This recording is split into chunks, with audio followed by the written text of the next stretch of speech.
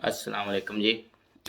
ਇੱਕ ਭਾਈ ਨੇ ਸਵਾਲ ਪੁੱਛਿਆ ਸੀ ਕਿ ਅਗਰ ਕਿਸੇ ਦਾ ਕੋਈ ਫੈਮਿਲੀ ਰਿਸ਼ਤੇਦਾਰ ਜਾਂ ਆਪਣਾ ਕੋਈ ਸਗਾ ਜਿਸ ਤਰ੍ਹਾਂ ਭੈਣ ਭਾਈ ਹੋ ਜਾਂਦਾ ਹੈ, ਉਹ ਸਪੇਨ 'ਚ ਪਹਿਲੇ ਹੀ ਰਹਿ ਰਿਹਾ ਹੋਵੇ ਜਾਂ ਕਹਿ ਲਓ ਕਿ ਸਪੇਨ 'ਚ ਪੱਕਾ ਹੈ, ਉਹਦੇ ਕੋਲ ਸਪੇਨ ਦੀ ਪੀਆਰ ਹੈ ਜਾਂ ਵੈਸੇ ਟੈਂਪਰੇਰੀ ਕਾਰਡ ਹੈ, ਤੇ ਕਿਆ ਉਹ ਨਵੇਂ ਆਉਣ ਵਾਲੇ ਜਿਹੜੇ ਸਾਡੇ ਇਲੀਗਲ ਭਰਾ ਹੁੰਦੇ ਨੇ ਉਹਨਾਂ ਨੂੰ ਉਹ ਪੱਕਿਆਂ ਕਰਾ ਸਕਦਾ ਸਪੇਨ ਦੇ ਵਿੱਚ? ਉਹਨਾਂ ਨੂੰ ਯਾਨੀ ਕਿ ਡਾਕੂਮੈਂਟੇਸ਼ਨ ਲੈਣ ਵਾਸਤੇ ਕਿਸੇ ਕਿਸਮ ਦੀ ਹੈਲਪ ਕਰ ਸਕਦਾ ਹੈ ਕਿ ਨਹੀਂ ਕਰ ਸਕਦਾ ਹੈ?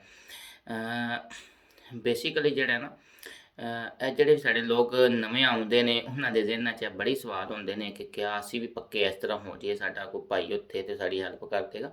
ਸਪੇਨ ਦੇ ਵਿੱਚ ਕਾਗਜ਼ ਲੈਣ ਦੇ, ਡਾਕੂਮੈਂਟੇਸ਼ਨ ਲੈਣ ਦੇ ਕੁਝ ਤਰੀਕੇ ਨੇ। ਇਹਨਾਂ 'ਚ ਇੱਕ ਤੇ 3 ਸਾਲਾਂ ਬੇਸ 'ਤੇ ਵੇ, ਉਹਦੇ 'ਚ ਵੀ ਰਿਸ਼ਤੇਦਾਰੀ ਦੀ ਕੋਈ ਲੋੜ ਨਹੀਂ ਹੁੰਦੀ। ਇੱਕ 2 ਸਾਲਾਂ ਬੇਸ 'ਤੇ ਵੇ, ਠੀਕ ਹੈ ਜੀ।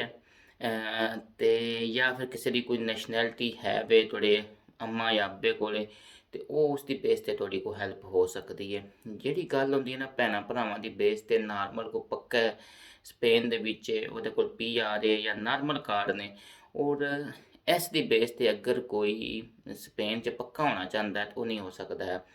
ਹਾਂ, ਉਹ ਤੁਹਾਡੀ ਇਹ ਹੈਲਪ ਕਰ ਸਕਦੇ ਨੇ, ਆਓਗੇ ਤੁਹਾਡਾ ਟਾਈਮ ਨਹੀਂ ਜ਼ਾਇਆ ਹੋਣ ਦੇਣਗੇ, ਤੁਹਾਨੂੰ ਕੰਮ ਲਗਵਾ ਦੇਣਗੇ, ਤੁਹਾਡੀ ਪਤਰੋਨ ਕਰਵਾ ਦੇਣਗੇ।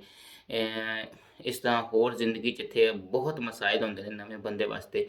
ਉਹ ਮਸਲੇ ਤੁਹਾਨੂੰ ਨਹੀਂ ਤੁਹਾਨੂੰ ਤੁਹਾਡੇ ਸਾਹਮਣੇ ਨਹੀਂ ਆਉਣਗੇ, ਤੁਸੀਂ ਉਹਨਾਂ ਤੋਂ ਬਚ ਜਾਓਗੇ, ਜ਼ਿੰਦਗੀ ਆਸਾਨ ਹੋ ਜਾਏਗੀ। ਲੇਕਿਨ ਜਿੱਥੇ ਤੱਕ ਵੀਰ ਗੱਲ ਹੈ ਨਾ ਪੇਪਰਾਂ ਦੀ, ਪੇਪਰ ਨਹੀਂ ਜੇ ਲੱਭਦੇ ਆ। ਪੇਪਰ ਉਹ ਕਾਨੂੰਨ ਦੇ ਮੁਤਾਬਕ ਹੀ ਜਾਣਾ ਜੇ ਹੈ। ਹਾਂ, ਭਰਾ ਹੋਵੇਗਾ ਤੇ ਚਲੋ ਕੱਲ੍ਹ ਨੂੰ ਕੰਟਰੈਕਟ ਲੈਣ 'ਚ ਆਸਾਨੀ ਹੋ ਜਾਏਗੀ। ਉਹਦਾ ਕੋਈ ਬਿਜ਼ਨਸ ਹੋਵੇਗਾ ਜਾਂ ਉਹਨੇ ਇੱਥੇ ਇੱਕ ਵਕਤ ਗੁਜ਼ਾਰਿਆ, ਧੱਕੇ ਖਾਧੇ ਨੇ ਹੈ, ਤੇ ਉਹਦੇ 'ਚ ਤੁਹਾਡੀ ਹੈਲਪ ਕਰ ਸਕਦਾ ਹੈ। ਬਾਕੀ ਪੇਪਰ ਲੈਣ ਉਹ ਤੁਸੀਂ ਕਾਨੂੰਨ 'ਤੇ ਪੂਰਾ ਉਤਰਨਾ। ਜਜ਼ਾਕ ਅੱਲਾ।